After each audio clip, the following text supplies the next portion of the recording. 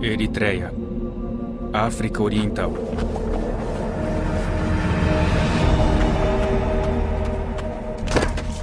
Disseram-lhe que renunciasse a ser um cristão evangélico. E ele respondeu que não faria isso. Disseram-lhe, não volte mais a orar. Ele apenas olhou para eles. Como deixar de orar? Disseram-lhe que haveria problemas se ele continuasse a falar de Jesus para os prisioneiros. Disseram-lhe que seria torturado se insistisse em ler os trechos da Bíblia contrabandeados na prisão. Disseram-lhe que o livro era a causa de todos os seus problemas. Disseram-lhe, desista! Desista, pois é perigoso.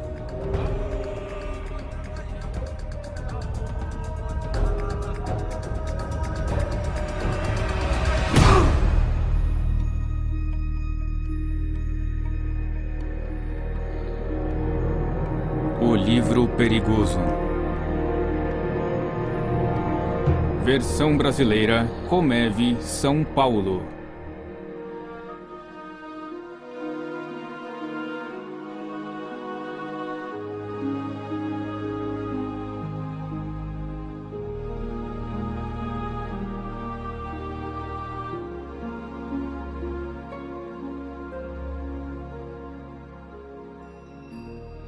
Não parece tão perigoso. Mas Isaac, o prisioneiro que acabamos de ver, discordaria. E não apenas ele, mas milhares em seu país, Eritreia, como milhares no mundo afora, afirmam que este livro é um perigo muito grande. Para esses cristãos, o que vocês verão agora seria considerado um milagre. Observem.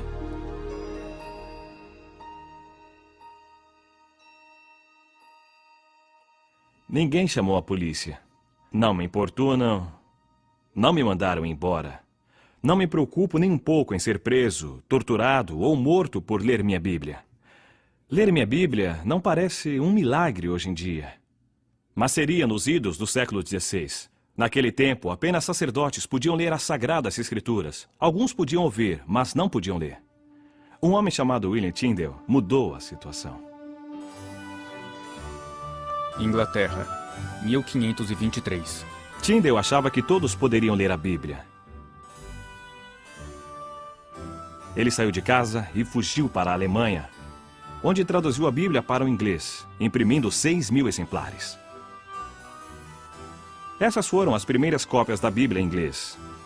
E Tyndale as contrabandeou para a Inglaterra. Seu inimigo mortal, o bispo de Londres, comprou todos os exemplares, pensando em queimá-los. A reação de Tyndale foi: "Ah, vai queimá-los? Pois eu muito me alegro, pois eu recebo o dinheiro dos livros e o mundo inteiro vai se indignar com a queima da palavra de Deus." Tyndale morreu antes que a Bíblia fosse livremente vendida em seu país. Suas palavras finais, ao ser enforcado e queimado por suas ações, foram: "Senhor, abra os olhos do rei da Inglaterra." Sua prece foi atendida. O que o Senhor exige: pratique a justiça, ame a fidelidade e ande humildemente com seu Deus. Hoje, evidências da influência da Bíblia são comuns na sociedade ocidental. É até comum sua exposição pública, tão normal que chega a permear fatos da vida diária. Porém, isso é um milagre. A Bíblia está disponível para todos nós. Qualquer um pode comprá-la e lê-la sem medo. O que Isaac na Eritreia não daria para ter essa liberdade. E nós aproveitamos essa liberdade? Nós nos alegramos com ela? Usufruímos dela lendo a palavra e praticando-a? Não seria terrível se os que são proibidos de ler a Bíblia fizessem melhor uso dela que os que podem ler livremente? Um velho pastor chinês uma vez disse: "Existem apenas 3 tipos de cristãos no mundo e apenas um é verdadeiro. O primeiro tem a Bíblia, mas não a lê. Esse não vale. O segundo tem a Bíblia, lê, mas não tem amor por ela. Também não vale. O terceiro tem a Bíblia, lê e ama o que lê. É o tipo que muda o mundo." Então, deixando escapar uma pequena lágrima, ele acrescentou: "Mas esse tipo de cristão é muito raro." O que acontece quando temos a Bíblia, a lemos e a amamos? Vamos conversar com alguém que fez as 3 coisas e mudou o mundo. Seu nome é Irmão André. Em 1955, uma frase do livro do Apocalipse o impressionou. Esteja atento, fortaleça o que resta e estava para morrer. Ele viu a luta dos cristãos perseguidos na Europa Oriental e respondeu ao chamado do Senhor para que fizesse algo que cristão ocidental nenhum fizera até aquele momento: contrabandear a Bíblia para dentro da cortina de ferro. Com Bíblias empilhadas dentro de um Fusca, o irmão André dirigiu até a fronteira, sussurrando uma oração que ficou famosa. Senhor, fizeste cegos enxergarem. Por favor, segue os olhos dos que veem.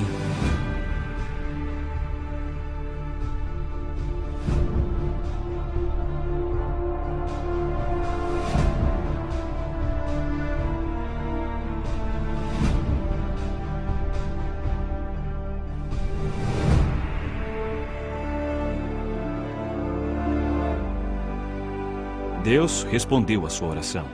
E o irmão André ficou conhecido em todo o mundo como o contrabandista de Deus.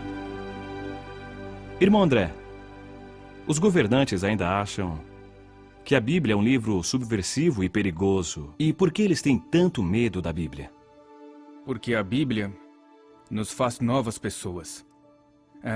Qualquer sistema no poder, religioso ou político, teme a hora em que Deus entra na vida de alguém, porque agora ela serve a um novo rei.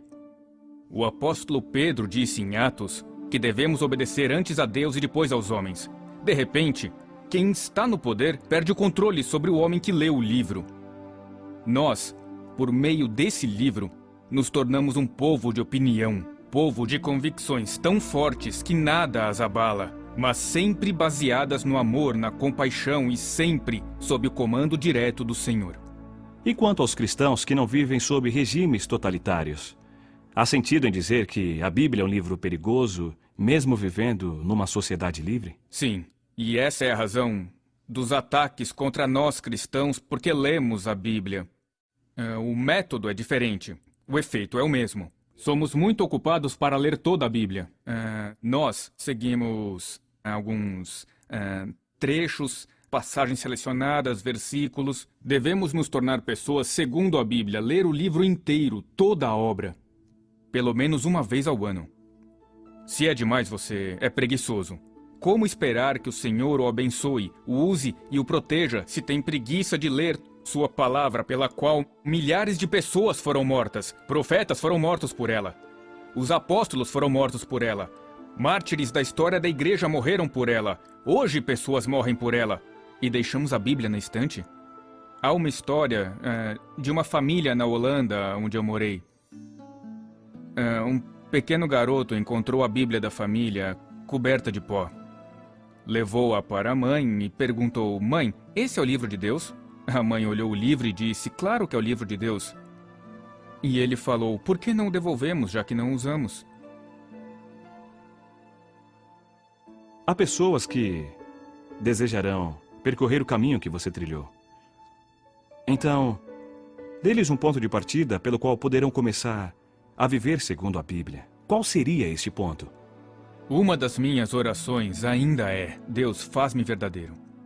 Eu aconselho que, ao ler a palavra, diga: Senhor, fale comigo, e o que me disseres, eu farei.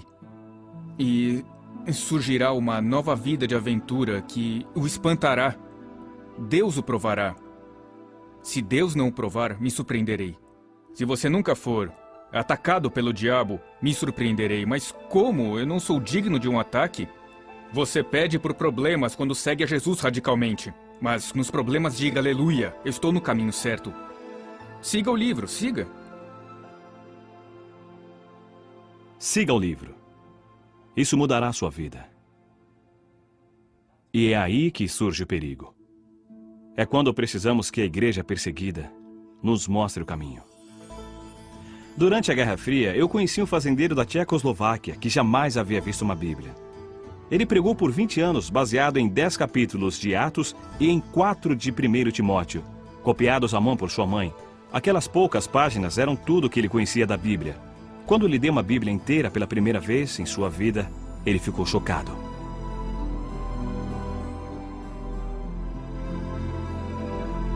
Ele me disse: agora terei muito mais problemas. Agradeço por ter me dado o livro mais perigoso do mundo.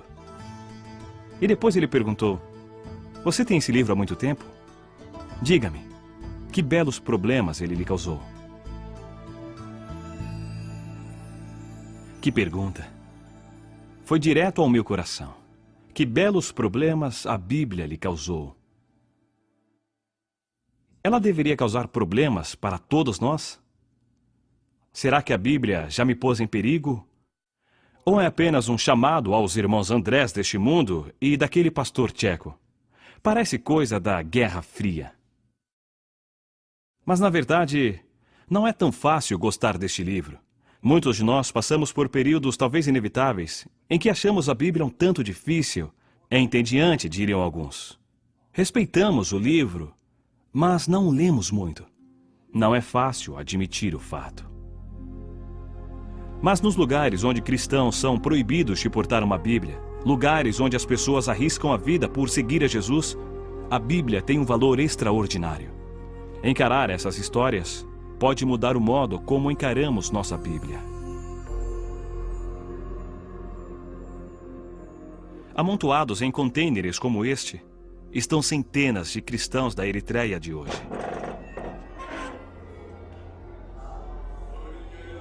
Que atos terríveis terão cometido para morrerem assim cozidos em fornos de metal? Sem julgamento, sem alimento ou água, são punidos pelo crime de serem cristãos e agirem como cristãos, orando, reunindo-se e lendo as suas Bíblias. Meu irmão Gideão sabe disso muito bem.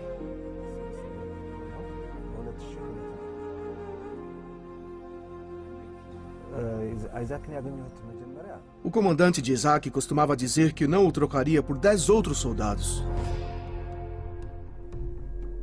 Ele era um matador implacável, inteligente e valente. Isaac também gostava de se divertir com bebidas e muitas mulheres.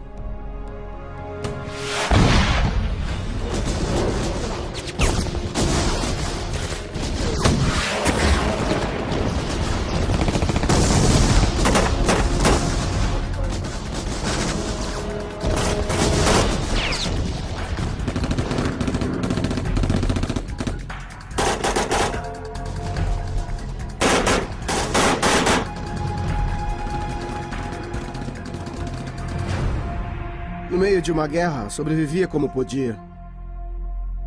Ele não respeitava os oficiais, que eram condescendentes, pois queriam que ele lutasse.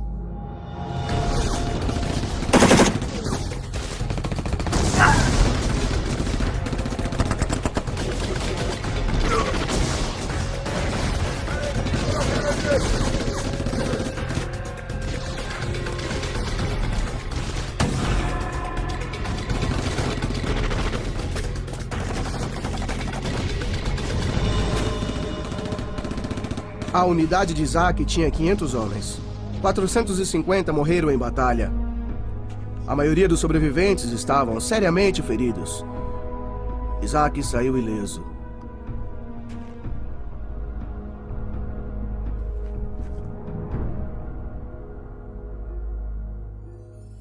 Dois soldados cristãos aproximaram e disseram: "Você foi poupado por um propósito.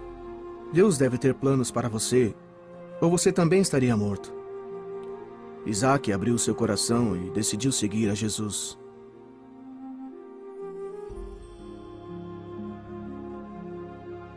Daquele momento em diante, ele abandonou os vícios, respeitou seus superiores e todos notaram algo muito diferente em Isaac.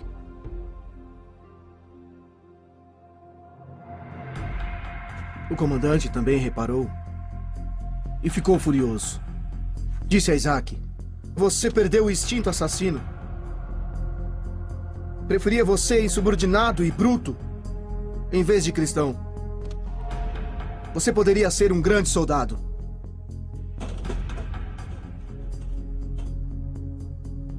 Ordenaram a Isaac se afastar dos cristãos.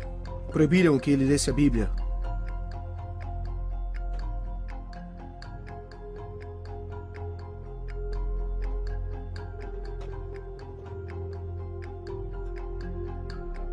Quando os cristãos lhe deram uma Bíblia, disseram: "Não apenas leia, Devore a palavra de Deus. Deixe ela penetrar no teu coração.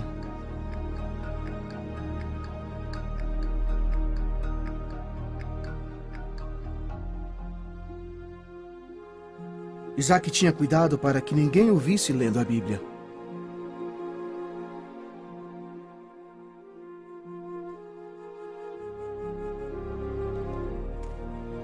Mas ele foi pego.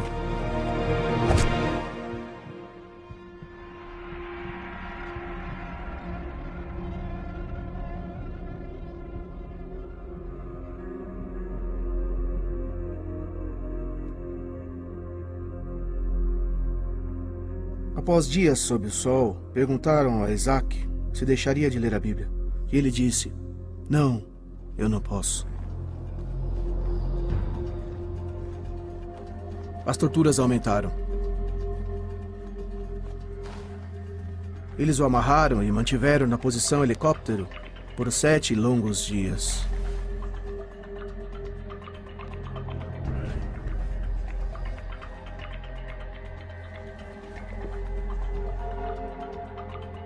O comandante perguntou então se ele desistiria de ler o livro.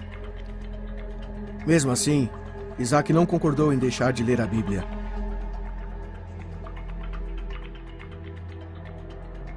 O comandante o jogou dentro do container junto com os outros prisioneiros.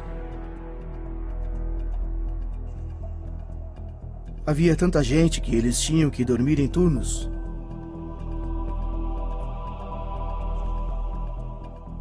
Durante o dia, o calor era terrível.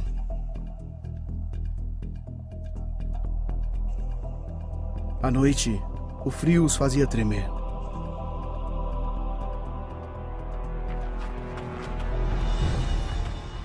Propuseram a Isaac um fim para o sofrimento e uma promoção militar.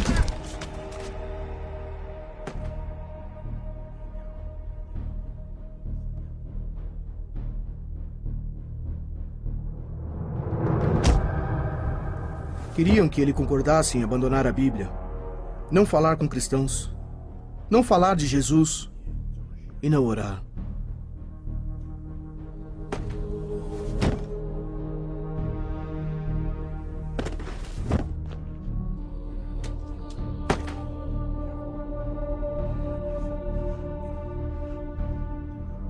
Por 9 longos meses, Isaac não assinou, não cedeu, ele resistiu.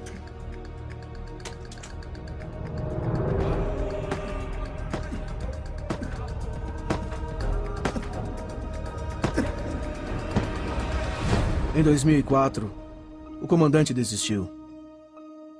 Isaac foi enviado para a prisão na capital, Asmara. Ele ainda está preso. Isaac tem apenas 26 anos. Jamais conheceu um dia sem perseguição. Ninguém sabe quem é Isaac fora da Eritreia. Mas na prisão, ele é uma lenda. Novos convertidos fazem fila para obter trechos de sua Bíblia. E ele diz: "Devorem este livro. Ele trará problemas a vocês, mas vale a pena."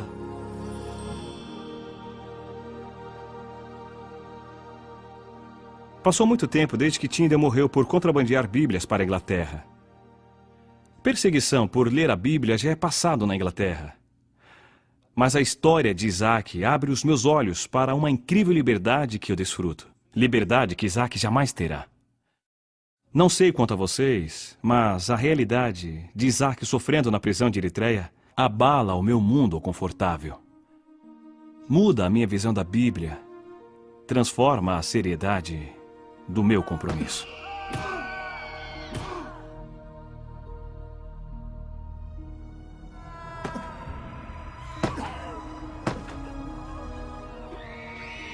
Há sofrimentos nessas páginas. Sangue foi derramado e é derramado para que cristãos possam ler este livro.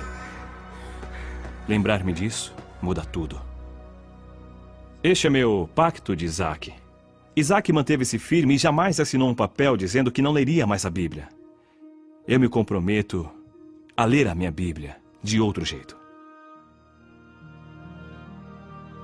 Primeiro, eu me alegrarei com a liberdade que tenho de abrir esse livro e lê-lo sem medo. Não vou mais subestimar isso. Lutarei para manter essa liberdade e por justiça para aqueles que, como Isaac, não têm a liberdade que eu tenho. Segundo, vou me lembrar dos que foram perseguidos no passado, pessoas como Tyndale, que deram sangue para pôr este livro em minhas mãos. Todo o país ocidental tem um Tyndale em seu passado. Lembrarei de orar por cristãos perseguidos que nesse momento arriscam suas vidas para oferecer a palavra de Deus aos seus compatriotas. Terceiro, eu serei radical. É meu compromisso de ler e obedecer este livro.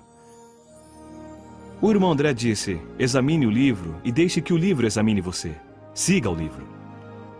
Lute pela justiça, ame a misericórdia, sirva a Deus. Talvez eu encontre problemas, o melhor tipo de problema. Problemas pela causa de Cristo. Nunca mais verei este livro da mesma maneira. Ele é perigoso? Depende. É seguro sobre a mesa ou numa prateleira. Mas quando abro e leio, sou desafiado. Devo ser sincero comigo mesmo em minhas intenções. Deus pergunta, você seguirá o meu livro?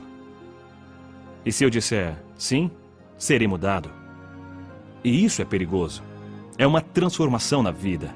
E quanto mais eu ler, mais o Senhor me pedirá para segui-lo. E mais problemas eu terei.